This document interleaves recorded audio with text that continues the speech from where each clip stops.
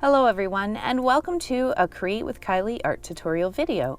In this video, we will be completing an acrylic painting of a thematic still life.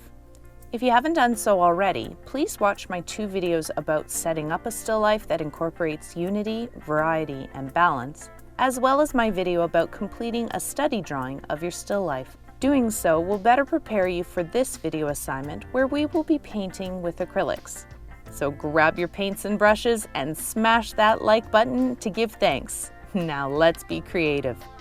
If you have access to a proper canvas or gessoed board, it's time to switch out of a sketchbook and onto the real deal. Thanks to your study drawing, you're already well familiar with your still life, and this initial step should be a breeze. Using very light marks, draw a contour line drawing of your still life. Once you have an outline drawing that has correct proportions, stop drawing. Don't shade in anything. Put those pencils down. Simply use an eraser to lighten dark marks and clean up unnecessary lines, and you're good to go. Perhaps you're still new to painting with acrylics, but you've had some experience painting with watercolor paints. Let's compare the 2 mediums. With watercolor paints, it's recommended that you work from light to dark because the paint is transparent. But acrylics are different because they are opaque and allow you to paint a light color over a dark. However, acrylics can be transparent like watercolors if you water them down. Being able to apply washes in an acrylic painting is very handy. You'll be quick to realize that acrylics dry fast. And through trial and error, you will get the hang of how much paint you should pour onto your palette. You don't want to waste paint by pouring too much and it dries before you've used it up, but at the same time, you'll want to pour enough to cover the area you wish to paint. Oh, and don't let the paint dry on your brushes either, or you're going to have a miserable time cleaning them. When painting in acrylics, I find that working from the background to the foreground works best. Painting a simple background is a good warm-up for a beginner artist. You build confidence with your paints and you end up covering a good chunk of the canvas, which makes you feel as though you've accomplished a lot. After the background, I move to the next furthest thing from the viewer and gradually move forward from object to object till I reach the foreground. Beginner painters should understand that when painting with acrylics, layers are the key to success. Look at the whole subject matter and decide what are the background, midground, and foreground layers. Then there's the layering of colors to build the illusion of an object's 3D form. For example, you can see how layers are important when I paint the owl pottery candle. The owl has a speckled coloring, so I had to identify the base color. Then I had to examine which colors were speckled on top. Finally, I had to add the white and light blue as the last layers to make the owl look shiny.